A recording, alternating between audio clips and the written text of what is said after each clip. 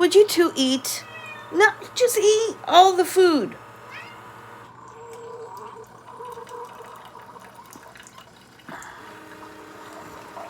My cats will stare, and it's not even like the bottom of the bowl is showing, you know? There's like that meme, that joke about cats.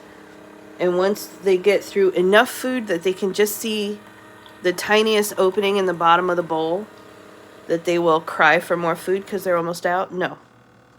My cats will cry for more food when their bowl is still full of food. All right, I don't know how long I'm going to be live today, since in the United States it is Thanksgiving Day. And many people may not be coming to ask their questions, but we shall see. I need coffee anyway, regardless, right?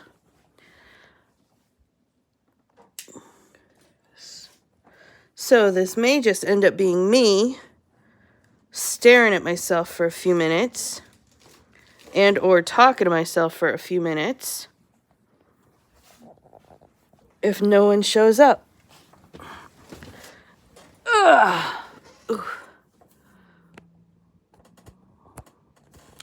But we shall see what happens when I share the link with the writing group.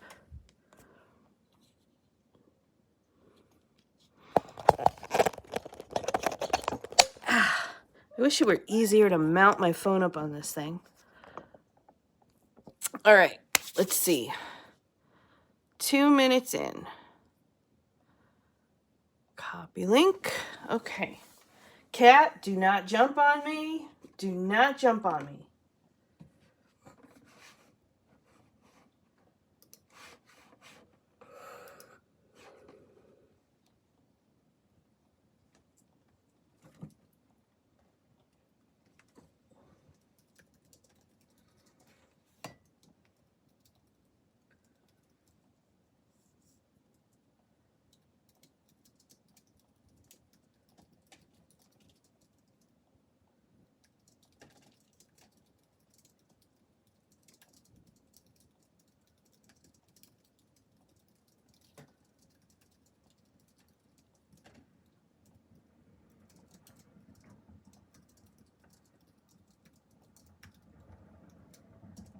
All right, we'll see.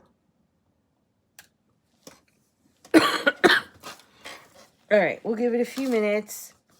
See if anyone's going to come for Thanksgiving to say hello or ask a question. See if I can't get my hair out of my face.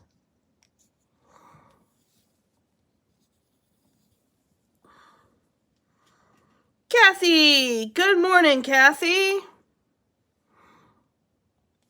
Yay! I was wondering if anyone was going to come. I was like, I don't know. It's Thanksgiving. They may not. Of course, it's not Thanksgiving elsewhere in the world.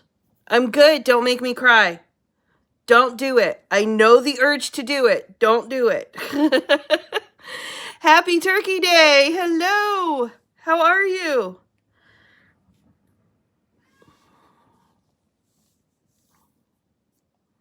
You got a notification? Well, yay.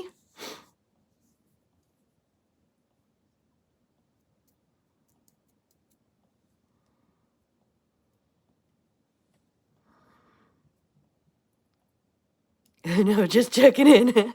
Don't do it. Don't make me cry. Farah. Well, it is good to see you, Farah. How are you? Excuse me. I've got so much drink. I've got my water. I already drank orange juice. I've got my Diet Coke. I've got my coffee. What's right in my world? What about laugh? Only if it's okay if I also cough, apparently. What's right in my world? Well, I mean, I'm here. He needs drinks. I am doing great. About to cook my one dish. Oh, yeah? I have had a craving for the past couple of days for fake strawberries. I know. I get it. It sounds weird. But, like, you know the fake strawberries that they put, like, inside jelly donuts? I have had a craving for a couple of days for that. And keep missing it. Because, like, I'll forget about it. And then I'll like, oh, I should DoorDash. Except that it's already closed by the time I think of it. So, I got them this morning. I got my fake strawberry donuts. I also got 2 Boston cream just in case. Yeah, you know what I'm talking about, right? The like almost too sweet, the not like strawberry jelly like that you make after you go strawberry picking or something, but like the fake one, you know?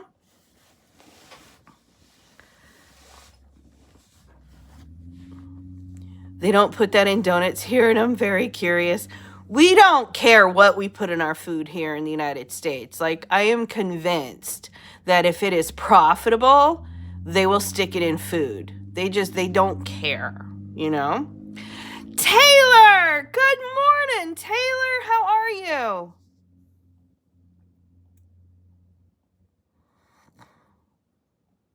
It's the little things, yes. Definitely. As long as they get you hooked. Yep. I found you. I thought you knew I moved to YouTube. I could have sworn I made the announcement when you were there. Supposedly making turkey today. Not looking forward. I hope you feel better. Thank you very much. Kathy, turkey is one of those deals where they make it sound a lot more complicated than it is. It is really not very complicated at all. I'm so very happy you're on YouTube. Aw, thank you. Me too. Taylor's talking about the fact that I used to do these morning lives over on TikTok. I moved to YouTube a few weeks ago. It's just easier all the way around. The replays get to stay up. It's quieter on the screen so I can see the comments come up, and there's not like, you know, just all this ask for live stars, ask for diamonds, and you're in a contest and all this other stuff. I'm glad I moved to YouTube. Happy Thanksgiving. Hope you all have a lovely day. Thank you so much. I am spending the day today writing because my kids are with their dad, which was not normally scheduled, but he's getting a couple of extra days with them, and I'm being okay with that. I was never on TikTok, so I missed out on everything. The only thing is you can play music unless it's not copyrighted. Wait, what? It's been crazy. The child fractured her wrist in 3 places. Oh, no. Oh, that must have hurt so bad.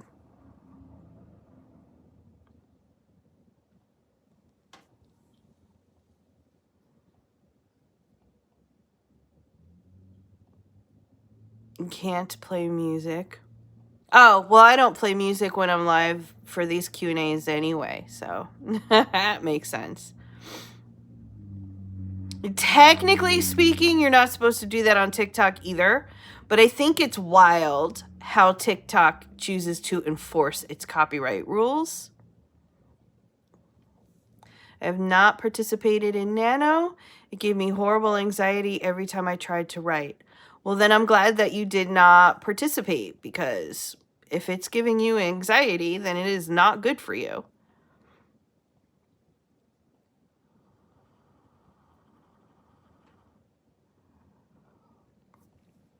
We're doing Nano stuff over on Discord, but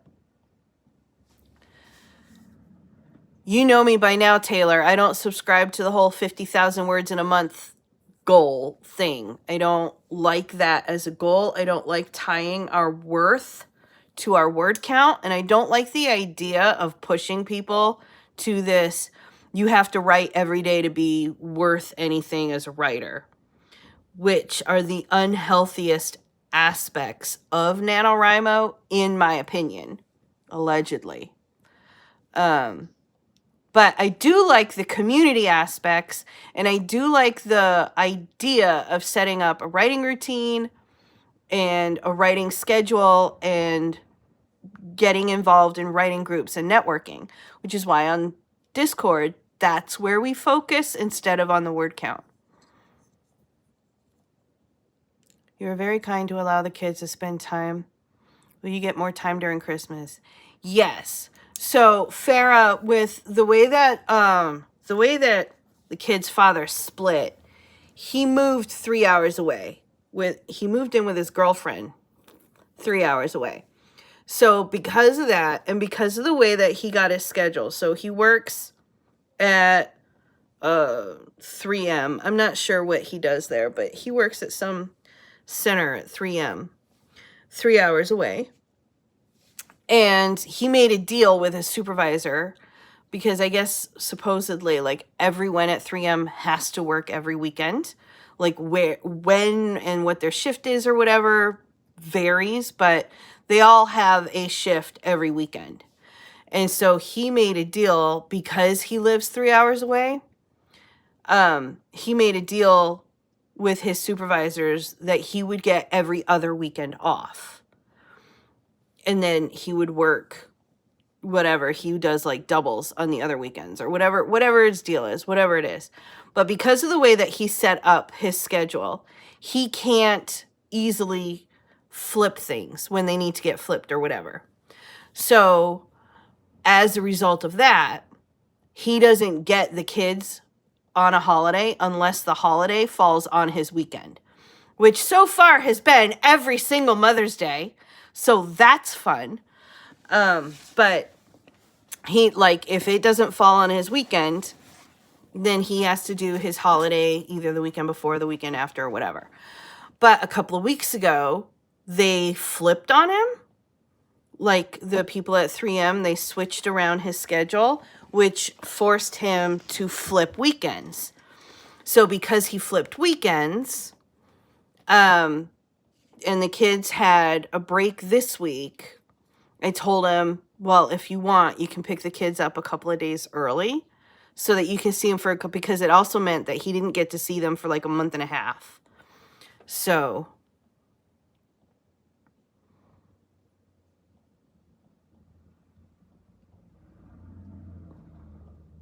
no, stop jumping on me. I do not want kitty claws on me at the moment, please.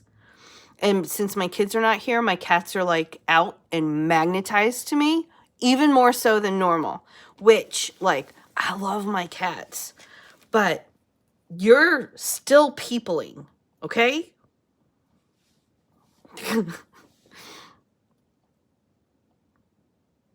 Why I'm not doing Nano to the T, but it has helped me actually write. Yes.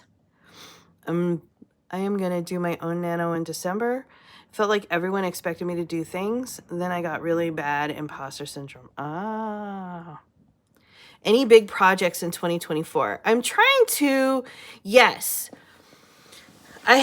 So first, I have my Nano project that I am working on. I love it so much.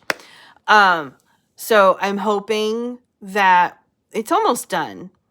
So once I'm done with that, I'm going to take my break from it, just as I would recommend to anyone else. And then I'm going to start the editing. And I'm hoping that I'll be able to get that out in 2024. We'll see. It'll be my first fiction novel under my own name that I publish. Because all of the other fiction novels that I have finished and published has been under, like, for clients and stuff. So this will be the first one under my own name, so I'm kind of excited about that too. And there's a couple of other things that I'm trying to do. I'm trying to launch more coaching Excuse me. I'm trying to launch more coaching. My issue with coaching, speaking of imposter syndrome, is that people don't want to learn from me.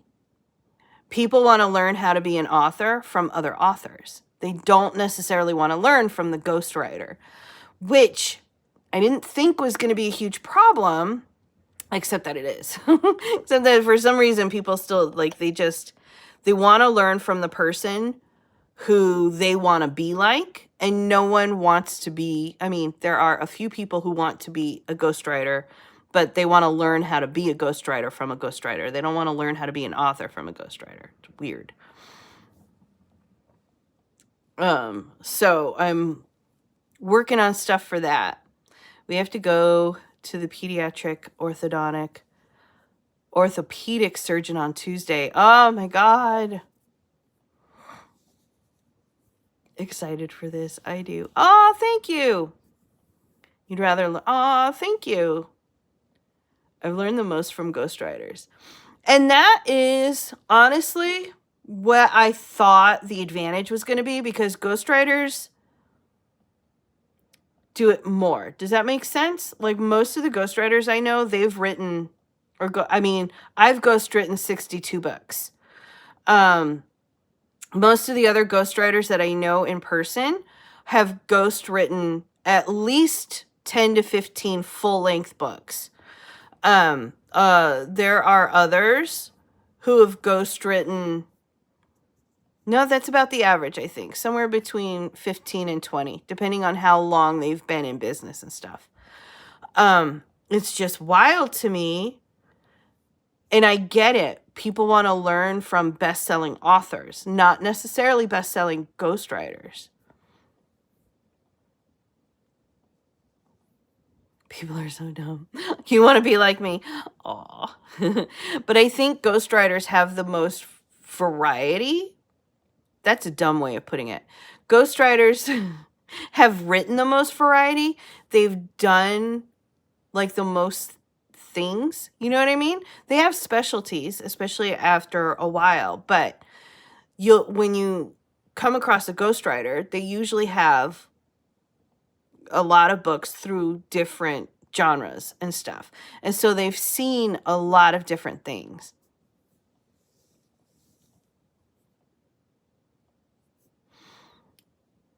Good morning, Laura.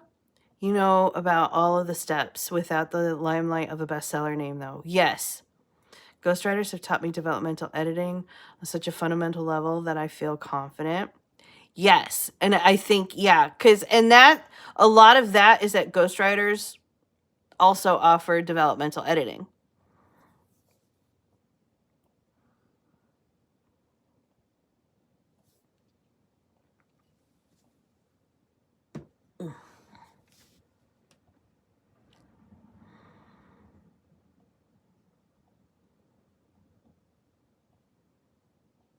All the editing steps. The limelight can change things. Yes. Plus, depending on the author, I mean, don't get me wrong. There are authors who write in all sorts of genres, right? Look at James Patterson. Look at Stephen King. Like, you can't really walk through a bookstore and go from aisle to aisle to aisle to aisle to aisle and not see something from one of those two people or both. Like, they're everywhere. I'm convinced that they are everyone. Like, they're everywhere, right? So there are authors who do that, but there are also authors who just don't. And that's most authors. Even the ones who go cross genre, they don't like to, and they still keep part of their genre in there. You know what I mean? Like, they might go from romance to dark romance to fantasy romance, but they don't typically go from, say, romance to aromantic science fiction. Like, that doesn't happen typically.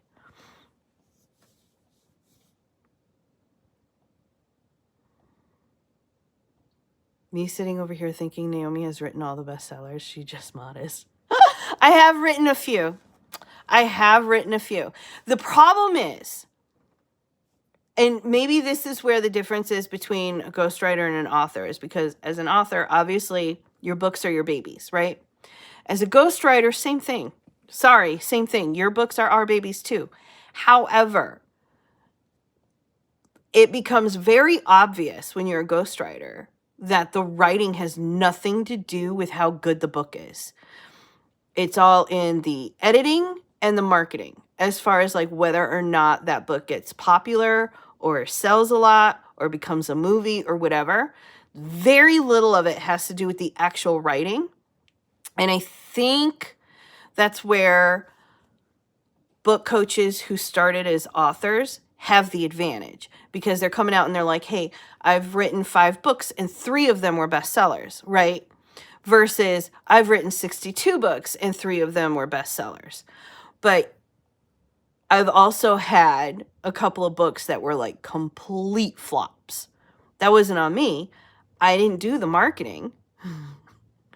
However, they were complete flops. You know what I mean? Like and when you're learning from a ghostwriter, you find out it's not the writing.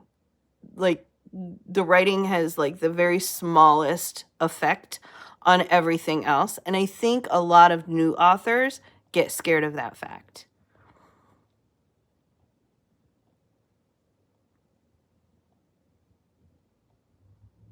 But I have written, and I've written some books that I guarantee you would have heard of. I can't tell you which ones because I'm under NDA contract, but I have written like for household names. That's why I like ghostwriter coaches. You teach how to build the house, interior design it, and how to event plan in the literary world. Story without that is just a storage building. Oh, yay, yes. And that's how I wanted to show people. I have read several books that lacked proper editing that could have been turned into a movie if it had better marketing and editing. Hello, Melody. I'm doing good, thank you. Don't make me cry. Don't do it. Reason 324 why I couldn't be a ghostwriter. I would be like, I did that. That's funny.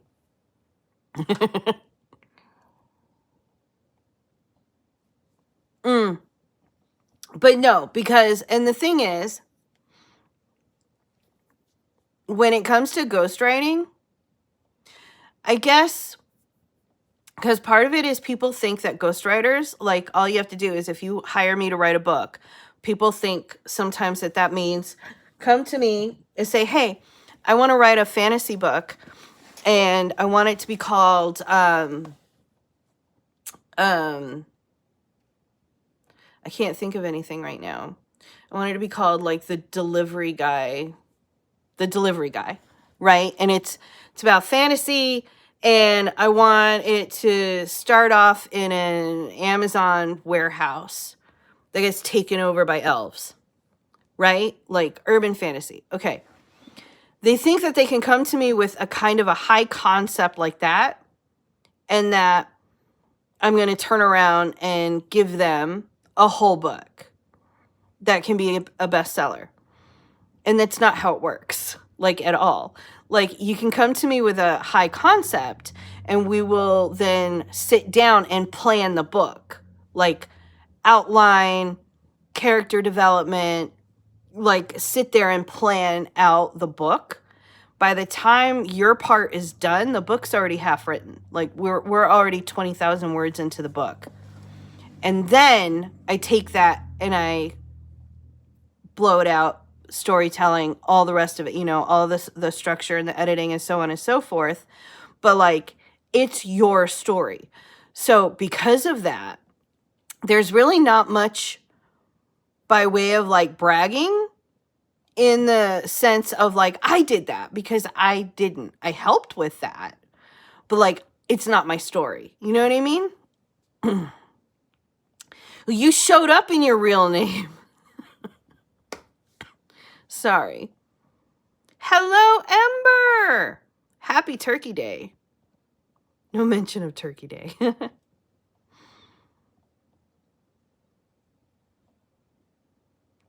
If you cry, I cry. Stop that. I know.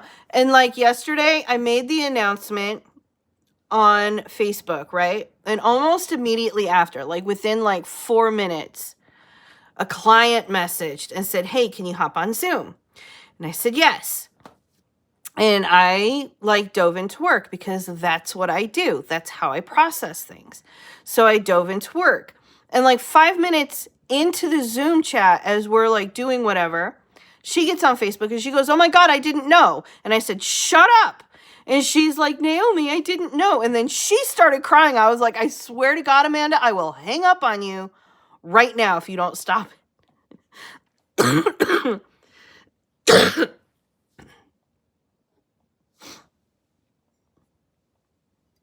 It's just, I don't process by talking.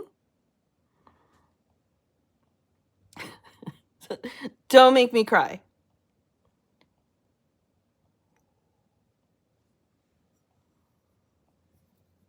I know you did. I know you did. Thank you for the hug. Don't make me cry. You can do all the sprints today. I give you all the work.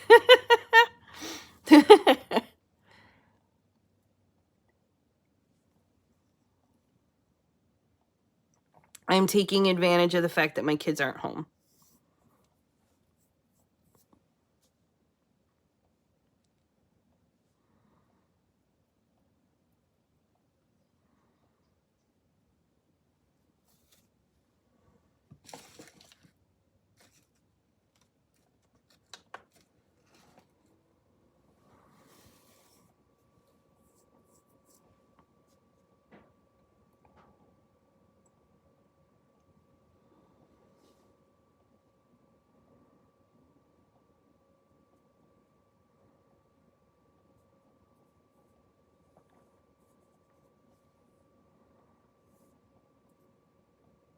What are the different types of edits? Good question. So technically speaking, there are like 5 different kinds of editing. But in general, most stories go through 4. You've got your developmental, your line, your copy, and then proofreading is considered part of the editorial process. So I include it. Also, most authors, when they think of editing, they're actually thinking of proofreading. They're not necessarily thinking of the other 3. Or they're thinking somewhere in between copy editing and proofreading, which is why I usually include it in the list. So your developmental editing is where you're figuring out the structure of the book. You're figuring out what was said, what the story is, things along those lines. So that's where you're looking for plot holes and themes and character arcs and things along those lines to really fill out like what's being said in the story, what's being told. Your line edit is how it's being said. So that's where all plot holes have been found, discovered, filled, so on and so forth. And all of the character arcs and the activities are there. The themes are there. Now you're looking into tone, voice, presence.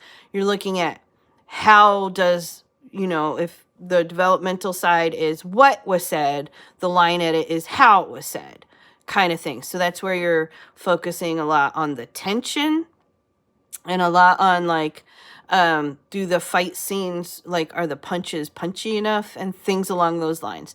The steamy scenes, the sad scenes, are you jerking the tears when you're wanting to be jerking tears, and things along those lines. And then the copy edit is word choice. That's things like sentence structure. That's where you'll see a lot of the adverbs get chopped in favor of more powerful verbs.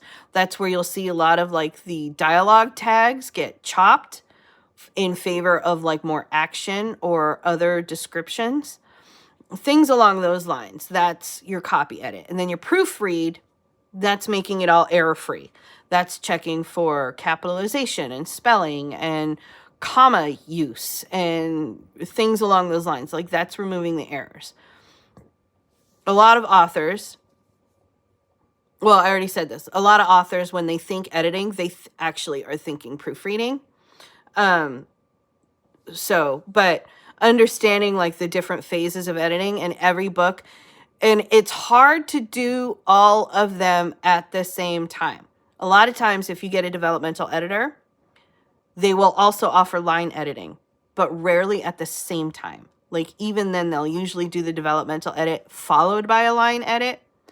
But it's almost impossible to do them together. And a lot of times, if you hire a line editor, they will also do copy editing. But again, it's in phases. It's very rare that they do it at the same time. So it always kind of like flabbergasts me that authors try to do it all at once. Because if you're looking and you're tunnel visioning for spelling errors, you're not necessarily looking at a big enough portion of the picture to find like mistakes in tension or structure or plot holes or things along those lines. And if you're looking at the plot holes, you're not looking small enough or narrow enough to find that rogue comma or whatever. Hello, Connie. I did too much peopling yesterday, enough to last a month. Same. I did so much peopling yesterday. Yeah, ask me writing questions. Ask me all the writing questions. I have 8,000 words left and 1 chapter left in my novella challenge for NaNoWriMo. Yay!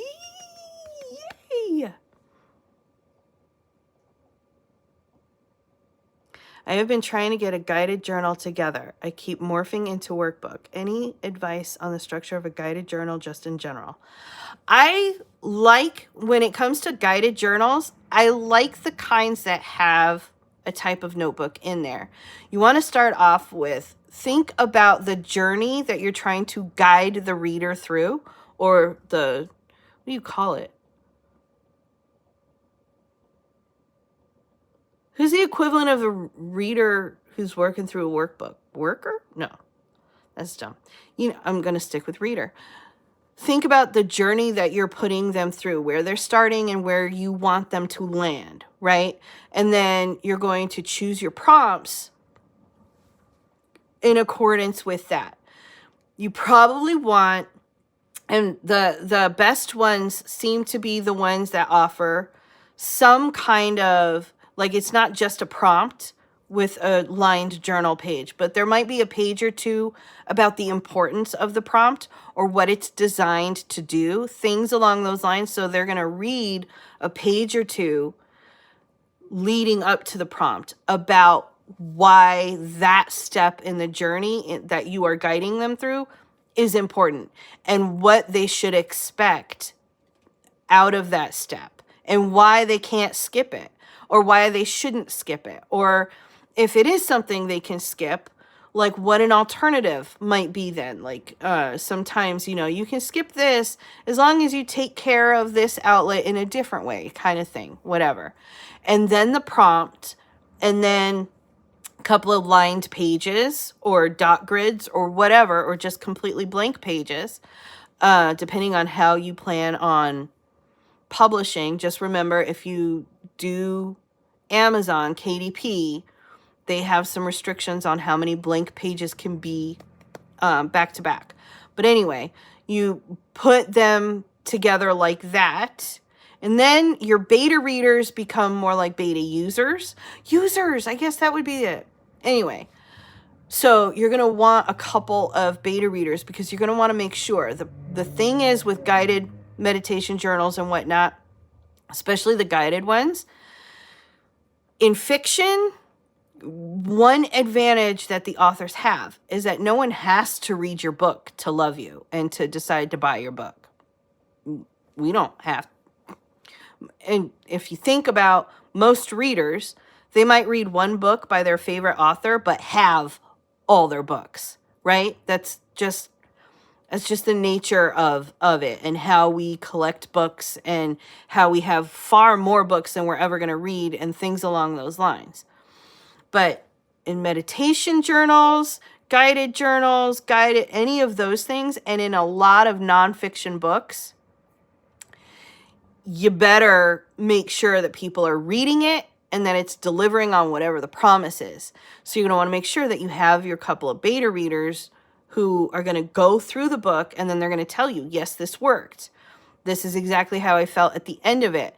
Or they'll let you know where you missed the mark. Like, you told me I should have felt this way by the end of the book, but I don't. Instead, I'm over here, and this is where I think I got lost. Things along those ends. And then you're going to tweak before you publish. I'd be the worst person to do developmental edits because I forget what I just read. I went through part of my second book looking for a quote to use for TikTok. Not the commas. Student, yeah, student. I think the flow of the journal has been my biggest challenge. You get me. This is most helpful. Thank you. You're so welcome. I know what I'll be doing today. Yay! Formatting. How do I go about formatting for a paperback? Is there like a set layout, or is there an app or a website that can help? So I do all of my formatting in Microsoft Word. I'm just old school that way. That said, they do have like Atticus. A lot of people use Readsy. I have never been able to get Readsy to work for formatting for me. It's never worked. Excuse me. So I don't know how to make that work. I just use Microsoft Word. And what you're going to start with is, I like to start with a completely clean manuscript. And I usually do the KDP one first, because it's usually a lot easier after you get the KDP one done. Because for doing the Kindle version on Microsoft, you're not as worried about the page breaks and things like that. There are certain page breaks that you're going to put in. I like to put in, like at the end of a chapter, I'll put in a paragraph break followed by a page break, and then another paragraph break before I start the next chapter.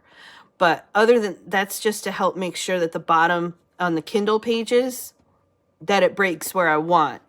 And you don't have to worry about the rest of the page breaks, because it uses locations, and it's going to depend on the size of the device that the person uses and all that kind of stuff. So it's usually easier to do that first. Then I use that as a starting off point for the paperback.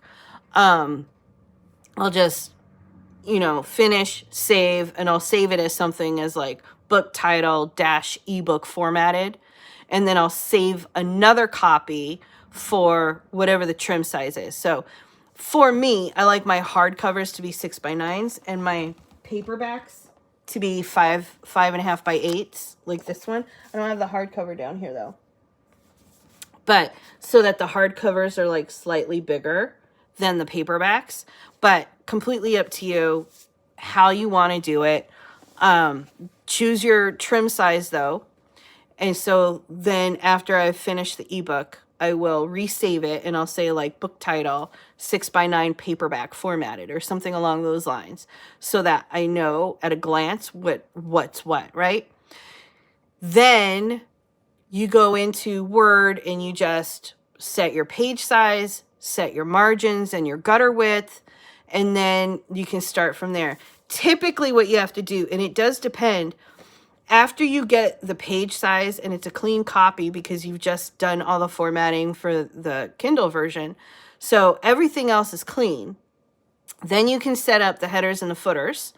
And so I did not, and I rarely do, although, I mean, fiction and nonfiction is different. I don't usually have a header. So like if you go through my book, I don't have a header anywhere, but I do have the footer. And at the bottom of the footer, I have the chapter name down here and then the page number. And that's pretty much it, right? I don't have, sometimes you will see, like sometimes you'll see people, they'll have like the book name and then the chapter name and the page numbers on the outside, or sometimes you'll see like the author name book title, author name, and then down here it might be the chapter or whatever. Again, depends a little bit on the genre. But I don't like headers in books. I'm weird that way. But when I flip through, I don't want a header here catching my attention. I want to get to the content of the page. So that's a personal preference thing. Then the other thing you're going to want to do is after you have like fixed the overall what you want it to look like, then you're going to go through and do your chapter headings. No, I'm a liar. Hold on. Yeah, you're going to start at the beginning of the book and work your way down page by page. And what you're looking for is the bottom of a page. You want to make sure that A, you don't have an orphan sentence. An orphan sentence, well, I don't have any here, but an orphan sentence is, you know, when you're reading a book and you're like at the bottom of a chapter and then you turn the page and there's a single sentence or like 3 words or something along those lines. You don't want that. So if there's a way to like pull it up so that that sentence ends up at the bottom of one of the other pages, you're going to want to do that. If you can't pull it up, then you're going to want to see, like, is there somewhere where I can create a little bit of a break? Like maybe the last 2 lines of this paragraph can go on to the next page or something along those lines. But you're going to want to go through and kind of manipulate where your pages end to make sure that they all end at a decent spot. Then you're also going to want to check your chapter breaks. And then in my case, I also added in these page inserts. So I've got like this page insert with these little pull-out quotes that I put in. So this is just mid-chapter, and then I'm taking a quote from here to put in here. Which the way that I did that was putting in like a heading where I could find it and just a couple of page breaks around that.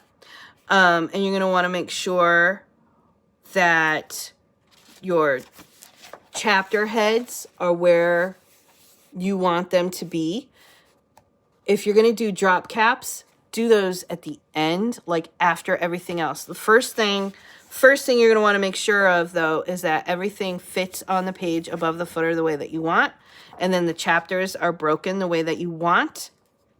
If you're doing like what I do, this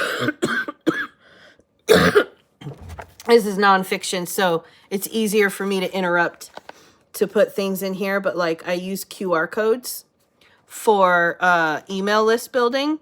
So if you're going to do something like that, yes, you can do it with fiction, but I wouldn't do it like in the middle of a chapter, which is where I did put that in here for some of them. Like I'll just be talking. And, you know, there's several tools and websites that will help you build a strong character for your book. I offer worksheets for character development that you can grab for free by scanning the QR code on this page, right? And it's just middle of the freaking chapter. Just here, grab it. You don't want to do that in fiction. In fiction, you might have star charts or character encyclopedias or character art or something else along those lines that you want to offer to get people onto your email list that you want to offer as part of this. In which case, for you, I would have like a section at the back of the book where all of those QR codes are or something along those lines. And in the Kindle, it's not as hard. It's just a link. So you're not going to take away from the reading by, you know, slapping a great big old QR code there. Orphans and commas are the bane of my life. Can we see the color page again? Yeah, it's just black or like dark gray. Excuse me. So the way that I did this is I did those in Canva. I did a lot of this stuff in Canva. The QR codes I use a service called QR.io, which I got a free lifetime deal on. So that's where I made those. And then in Canva, I made this, and I knew, like, I did it twice. Once for the 5.5 by 8 paperback, which includes, like, it actually ends up being like 5.75 by 8.25 or something. I don't remember, but because you have to remember the trim size. So I've got one for that, and I've got one for the 6x9 hardcover. But I've got two different things that I just called inserts. I've got this one, which is a white page with the chapter title and the little quill with the thing. And then I've got the opposite, the black page, well, the dark gray page with the block quote. Same overall format, other than the colors are inverted. And so then what I did is, after I finished all the formatting, after I got the pages where I wanted them to be and things like that, and I got everything fixed, then you export. And for this, you really need a formatter, or you need Adobe. Specifically Adobe Acrobat, the paid version. Can't do it in the free version. But after I got everything formatted in Word the way that I wanted, and then I had where my quotes go and my chapters go, I had headings so that I could find them easily scrolling through thumbnails. Download the PDFs of inserts from Canva so that I had those, and then using Microsoft Word, I exported the complete formatted book as a PDF so I could open everything up in Adobe, and then I merged the two files together, and then I was able to, like, pull and drag and drop, so I could, like, take the inserts and put them where the headings were, and then remove the pages that had the headings. And in Adobe, it's just, you know, delete this page, and drag and drop. Really easy. Merge and save, and boom, interior file is done. And then that's what I use to upload to Lulu.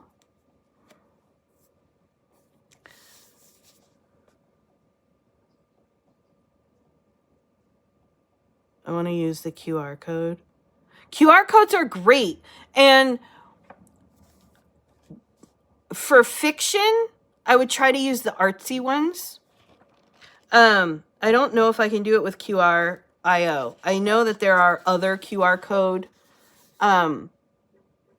thingies that you can use, that you can, like, I mean, I have some control. These are all stars. Like, everything here is a star. And I could change, like, I could change that and stuff. You can add in logos and stuff. The only difference is this one here at the very end. This one goes to the review page on Amazon. It says, hey, scan here to leave me a review. And that one's all hearts instead of stars. I think they have others where you can, like, create art. And I think for fiction, that would end up being so much better if you can, like, have a face of one of your characters or something. But for nonfiction, there was really no need. I was curious to see if the printing was clear. Yes, I use Lulu. I'm happy with it. It's not as dark as, say, a specialty printer. And you can see, like, if you look really close, you can see, like, there's, you know, the line. I mean, it looks printed. But on Lulu, it ends up looking better than when I tried it on Amazon KDP Print. So I prefer Lulu anyway. But I did try it. I did order, go through KDP Print to try to order one. I was not as happy. Also, the part of it might be the font that I chose. So, like, on this one, if you, like, it's very nice and crisp, but the font itself is not crisp. Does that make sense? Like, the print quality is really great, but the font that I chose was like a broken typewriter font. So I think if I had chosen a different font, it would look more crisp. I want to do a picture for the chapter header on one of my stories, but I'm terrified I'm going to end up messing everything up when I add in a picture.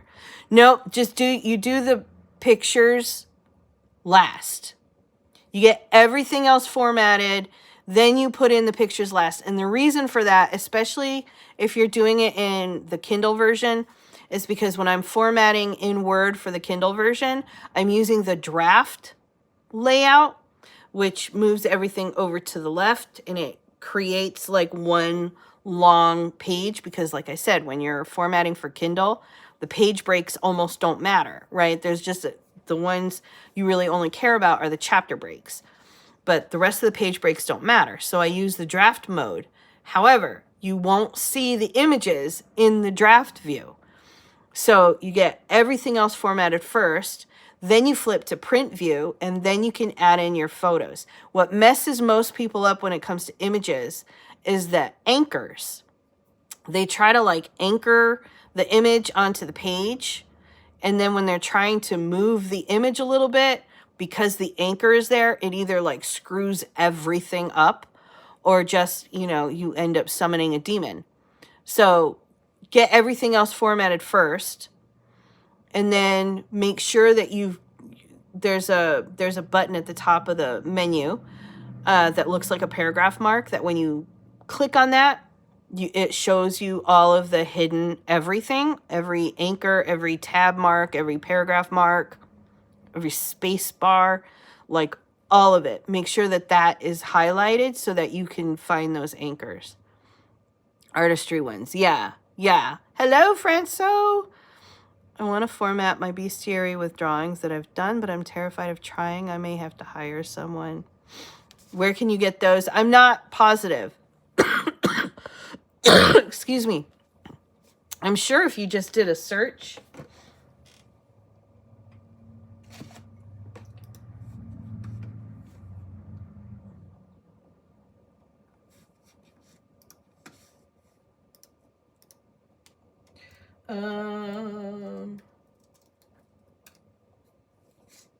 Flow code. QRX.code.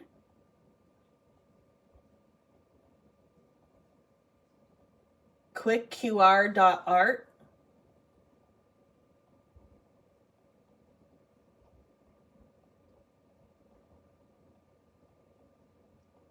art-qrcode.com.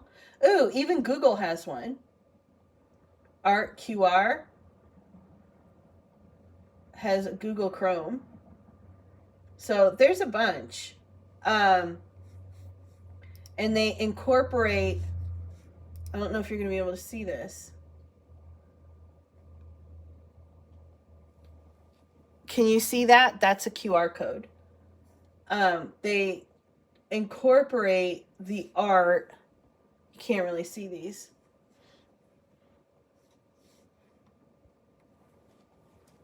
I can't move. I'm not going to move the phone because then I'm just going to knock everything over. No, Canva doesn't have them. Canva's got regular. And for the QR codes specifically, I would get paid ones. So again, I use QR.io. I got a lifetime deal. I don't remember how much it, if I look at the pricing, I don't know.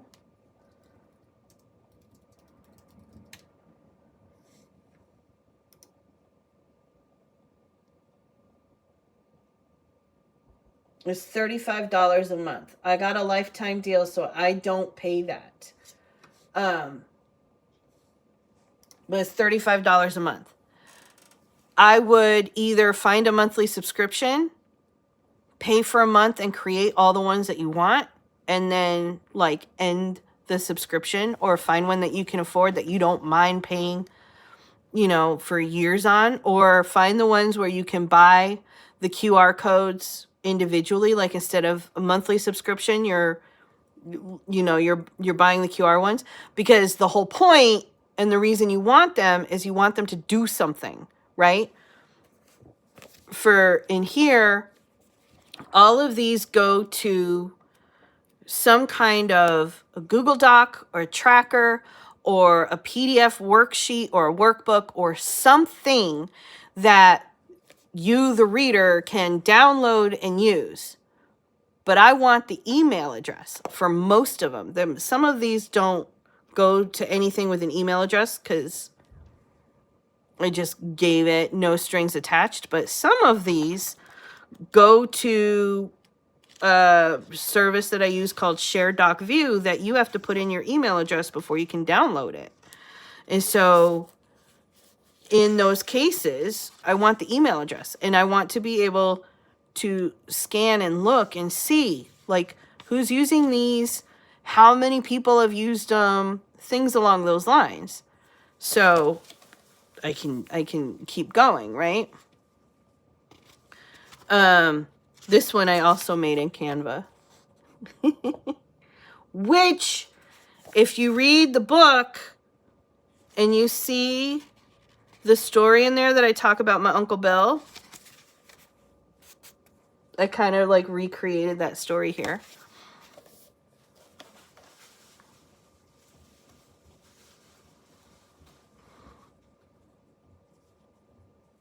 Off to do the homeschooling thing. Oh, even today?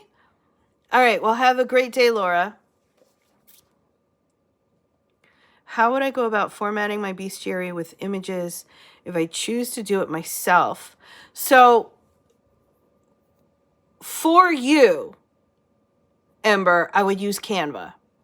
Create your images, upload them all to Canva, because I don't think you need the paid account. Hang on.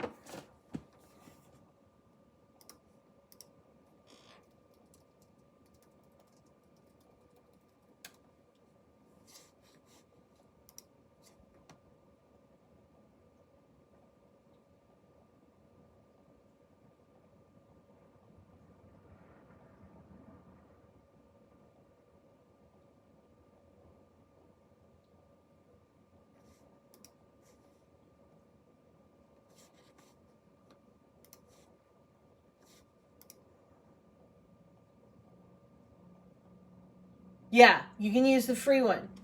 So you can use the free one for what I'm talking about. So the way that I would do it is upload your art to Canva. That's free. Go ahead and upload it.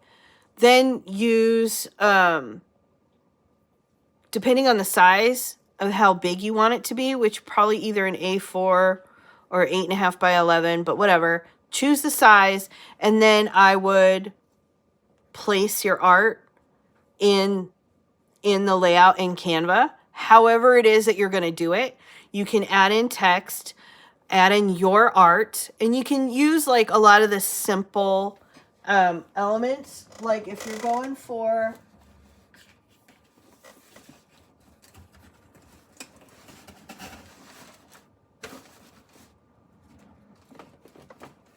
come on.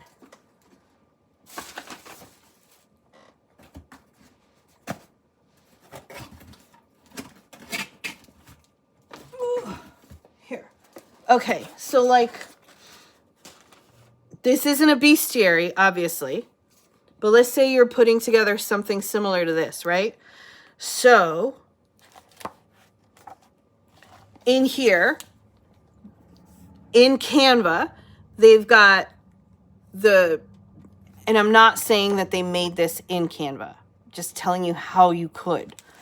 So, you've got the page layout, and there's like a little bit of a border, and it's just circles. It's not like little globes or planets or anything. It's just circles. They have the page number here, and then this is just like literally just choose a rectangle, put it there, right? They got the beast itself, a simple text which is available for free, and then around the text, the borders, they're either, again, a simple shape, which you can do on the free version, or they have like these, in this case, little dotted lines. But you could do like arrows or whatever, and just format it around the page the way that you want it to look. And then you can export, you hit download and you choose PDF. The free version allows you to do JPEG, PNG, or PDF. I can't remember if it allows you to do any of the others, but it doesn't matter. You would just do the PDF and then download it. Obviously, you want it to be mostly for print, so you would download it for print and then print it. See what it looks like printed, or load it up to, like, say, Lulu and order a copy to see how it prints and what it looks like. And then like, once you see how it is printed, go in and make your adjustments that way. That's the way that I would go about doing it. If you want to spend more money and you want to make sure that it's super high quality, then you can go into like Adobe Illustrator to make sure that all of your art is vectorized, which allows you to resize it and print it and it still be very sharp. And then Adobe InDesign. Those are expensive. It's like, even if you can get a good deal on it, you're still looking at least $50 a month. So unless you really want that, or hiring someone who uses those is the other option. But I would try Canva first.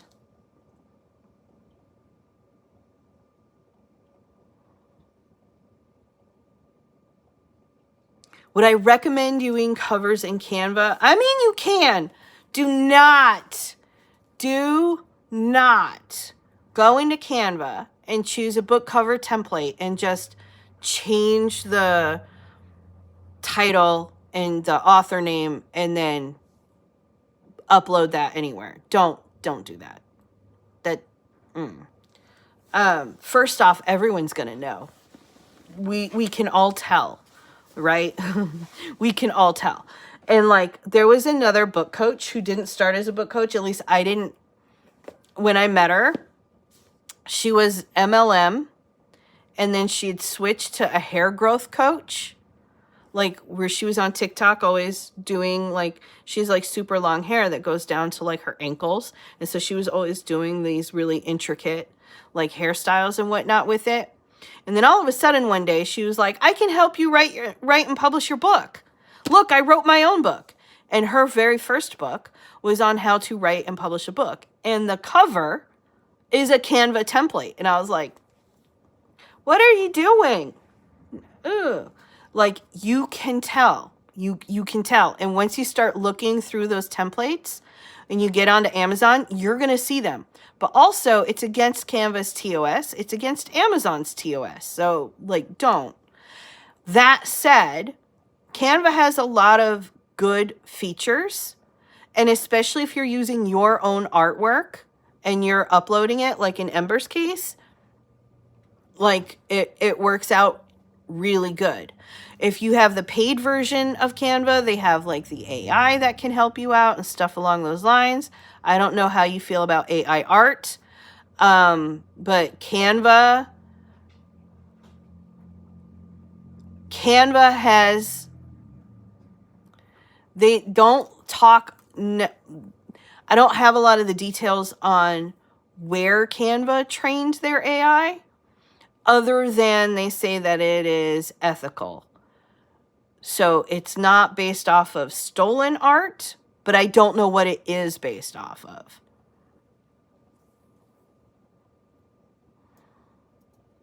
Not the Canva templates. Yeah. I did that with my first novel. I didn't do it again. Yeah. Like, it's not career breaking, in my opinion. It's not career breaking. It's not necessarily like awful, but it's one of those things that makes you stand out as being new, which most of the time we don't. You know, if you can not stand out immediately as wearing a neon sign that says, I'm new to this, you try to minimize those neon signs, right? That's all.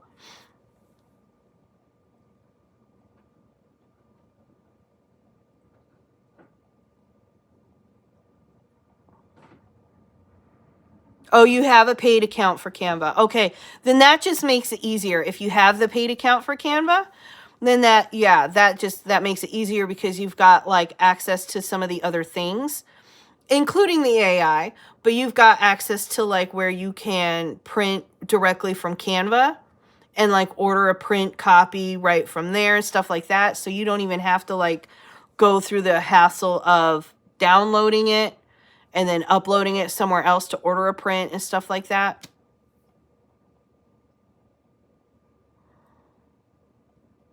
Yeah, look in Canva for inspiration. Well, start looking in Amazon. Amazon is a gigantic bookstore that you can do, like, it's amazing for research. So start on Amazon first. Figure out what you want your book cover to kind of look like. And then honestly, even if you plan on hiring someone, I would still use Canva to put together concept art and just like put elements together to like come up with something. And then, best case scenario, you put something together that you can really use, that looks amazing and works, and so on and so forth. Worst case scenario, you've got a pretty good, and the reason I do it this way is I have aphantasia. I can't see things in my head, which means I really struggle with sometimes describing what I want something to look like because I can't see it. So Canva lets me put together my concept art and like put these elements together so that then I can go and take it to a book cover designer and say, this is what I want, but good.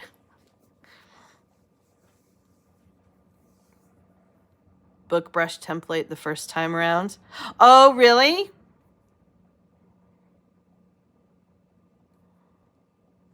But now you know so much better.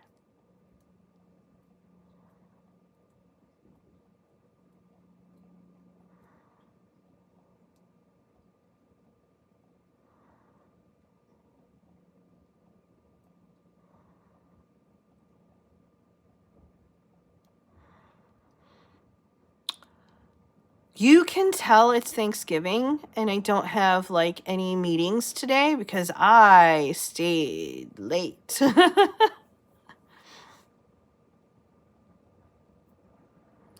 But I'm going to let you all get back to your Thanksgiving. Kathy, turkey, easier than you think it's going to be. Do not panic. Just make sure that like every time you open up the oven and you baste it, don't skip that step. Because what you're going to find is the top is going to be super dried out. And that's even okay. All right? Like, even then, you fix it with gravy. But it's... Yeah, I used to, like, think it was going to be like the soup. Because it's complicated in the television shows. And every sitcom talks about it, right? And it's a centerpiece, and it's this, and it's that, and blah, blah, blah, high-pressure dinner. But it's so easy. And I cannot count how many Thanksgivings where I was like, I'm going to have to start my day off at like 6 a.m. and get the turkey in just to have it done in time. And I so didn't need to do that.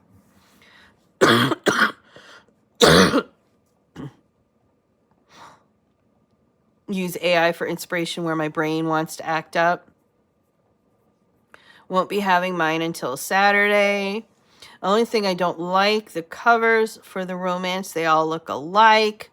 That's where you have to look at them and say, okay, what do they actually have in common?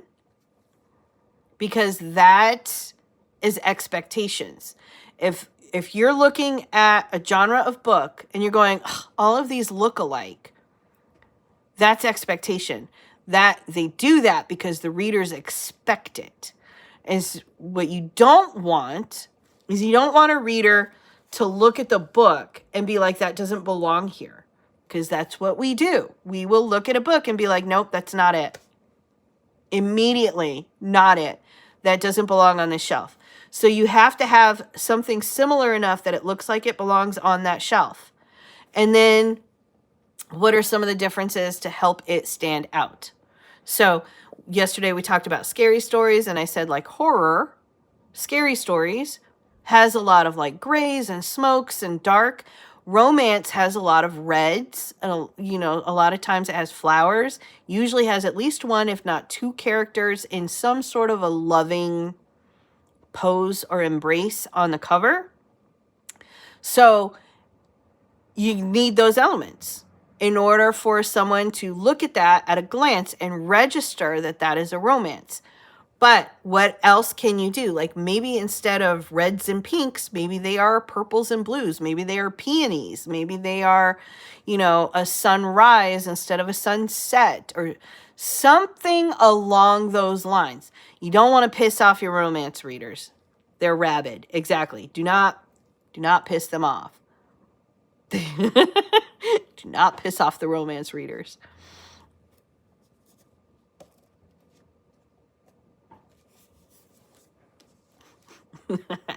All right, y'all. Thank you so much for hanging out with me this morning. I hope you have an amazing rest of your Thursday. For those of you in the United States, for Thanksgiving, if you are celebrating, I hope you have an amazing Thanksgiving day. Go eat all the turkey. Go like load up on tryptophan and then take a nap, okay? We totally judge books by their covers. Yes, we do. Everyone else, go get all the words written. I will talk to you tomorrow morning, okay? Bye.